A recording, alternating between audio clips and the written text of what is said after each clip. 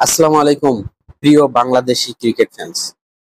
Bangladesh cricket আগাচ্ছে না, Bangladesh cricket পিছিয়ে যাচ্ছে। বাংলাদেশ ক্রিকেট গত 25 বছর আগে যেখানে ছিল, বাংলাদেশ ক্রিকেট এখনো ঠিক সেখানে পড়ে আছে। বাংলাদেশ এই যে টি-20 ওয়ার্ল্ড কাপ খেলতে গিয়েছে, এখানে নেদারল্যান্ডস এর সাথেও বাংলাদেশ হেরে যেতে পারে বা নেপালের সাথেও বাংলাদেশ হেরে যেতে পারে, এমন মন্তব্য আমরা বিভিন্ন কিংবদন্তি প্লেয়ার বা ধারাভাষ্যকার বা বিভিন্ন মানুষের কাছ থেকে শুনছি। তো বাংলাদেশ ক্রিকেটের এই অবস্থা কেন হবে ভাই? বাংলাদেশ ক্রিকেটটা সেই 1999 সাল থেকে বাংলাদেশ আইসিসির যে ওয়ানডে খেলার স্বীকৃতি পাওয়া, তারপরে টেস্ট খেলার স্বীকৃতি পাওয়া, 2007 সাল থেকে টোয়েন্টি বিশ্বকাপে পার্টিসিপেট করা। তো 2007 থেকে যে দলটা টোয়েন্টি বিশ্বকাপে পার্টিসিপেট করছে, 1999 সালে প্রায় 25 বছর হয়ে গিয়েছে বাংলাদেশ ক্রিকেটের বয়স।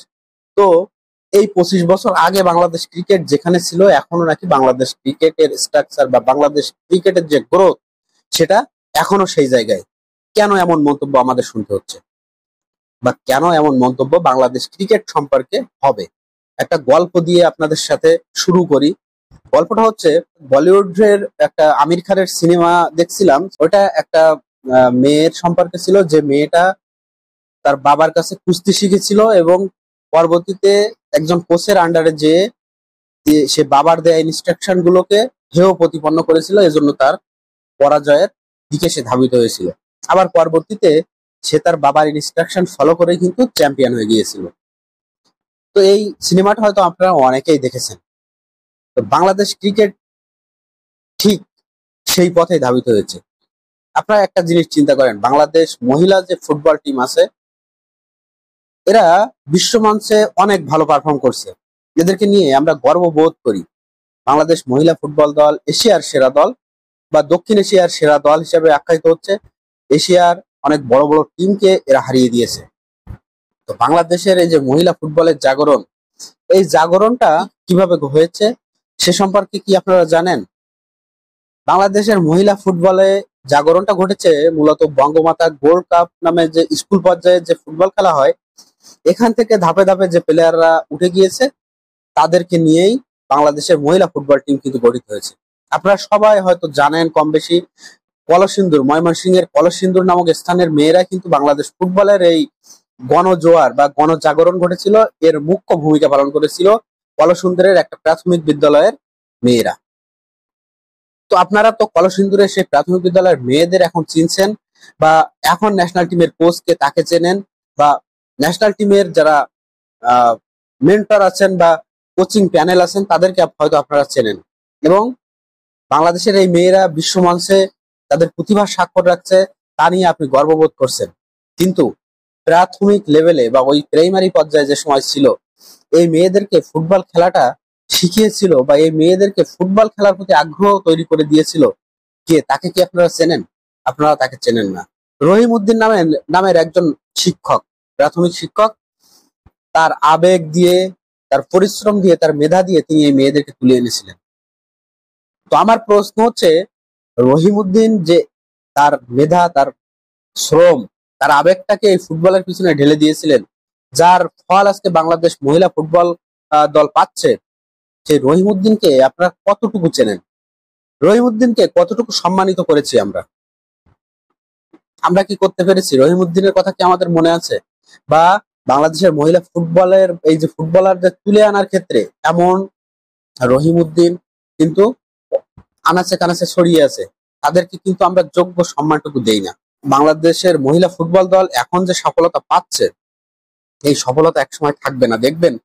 যদি আমরা এইসব রহিমউদ্দিনদের সম্মান করতে না পারি, এইসব রহিমউদ্দিনদের যোগ্য স্থানে আমরা নিয়ে যেতে না পারি, আমাদের কি উচিত ছিল না রহিমউদ্দিনকে বা তার মতো যারা ছিল, যারা এই মেয়েদেরকে তুলে আনার পিছনে কারিগর হিসেবে কাজ করেছে, তাদেরকে হাইলাইটস করা, তাদেরকে একটু সামনে আনা, তাদেরকে একটু রেসপেক্ট দেয়া? তারা কি এইটুকু পাওয়ার যোগ্য না? তো বাঙালি হিসাবে আমাদের মরে যেতে ইচ্ছা হয় যখন আমরা এইগুলো দেখি। একটা দেশ দুর্নীতির কালো থাবায় ছেয়ে গেছে, এই দেশটার সামনে আসলে আনন্দর দেয়ার মতো কিছু নেই, শুধুমাত্র স্পোর্টস ছাড়া। এই ক্রিকেট নিয়ে আমরা আনন্দে ভাসি, ফুটবল নিয়ে আনন্দে ভাসি। তো এখান থেকে আসলে সেইটাকেও যখন এমন ভাবে হেয় প্রতিপন্ন হতে হয় আমাদের বহির্বিশ্বের কাছে, ক্রিকেট নিয়ে যেভাবে হেয় প্রতিপন্ন হতে হয়, সেটা আসলে এই দুঃখ রাখার কোনো জায়গা নেই। বাংলাদেশের ক্রিকেটারদের দোষ দিয়ে কি করব? এই ক্রিকেটাররা যে রুট লেভেল থেকে উঠে আসছে, এই রুট লেভেলে কি কখনো আমরা মনোযোগী হয়েছি?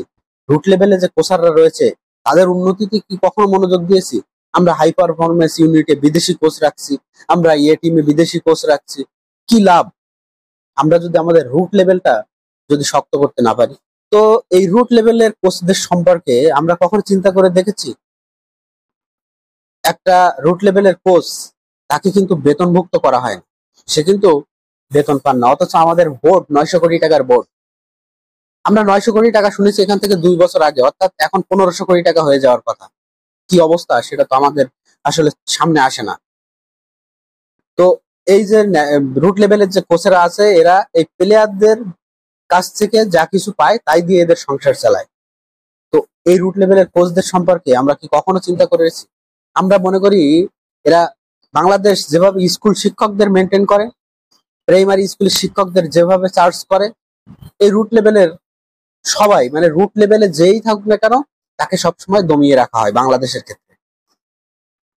একজন প্রাথমিক শিক্ষক যে মানুষ গড়ার কারিগর, তাকে যেমন অবহেলার চোখে দেখা হয়, এই রুট লেভেলের কোচদেরকেও অবহেলার চোখে দেখা হয়। কিন্তু একজন সাকিবকে, একজন তামিমকে ওই উৎসাহটা ঢুকিয়ে দেয়া, যে জাতীয় লেভেলে খেলবে, ইন্টারন্যাশনাল লেভেলে খেলবে, এই উৎসাহটা ছোটবেলায় ঢুকিয়ে না দিলে কেউ কিন্তু বড় হয়ে উৎসাহ পেয়ে বড় কিছু করে ফেলতে পারে না। ছোট থেকে স্বপ্ন দেখায় এই কোচরা, আমরা এদের দিকে মনোযোগ দেই না, এদেরকে আমরা অবহেলার চোখে দেখি। আপনি বিসিবিতে 25 জন পরিচালক, একজন পরিচালককে বলেন তো বাংলাদেশের 10 জন রুট লেভেলের কোচের নাম বলতে। আমি আশা করি 5 জনের বেশি বলতে পারবে না। ক্রিকেট ধ্বংস হবে না কেন? শুধু আপনি আর্থিকভাবে লাভবান, আর্থিক দিক বিষয়ে খুঁজবেন, যারা দুর্নীতিবাজ তাদেরকে আপনি জায়গা দিবেন বোর্ডে, আর আপনি বোর্ডে খেলোয়াড়দেরকে, যারা নামী খেলোয়াড় ছিল, যারা কিংবদন্তি তুল্য খেলোয়াড়, তাদের জায়গা দেবেন না। আমিনুল ইসলাম বুলবুল, মোহাম্মদ রফিক, এদেরকে আপনি জায়গা দেবেন না।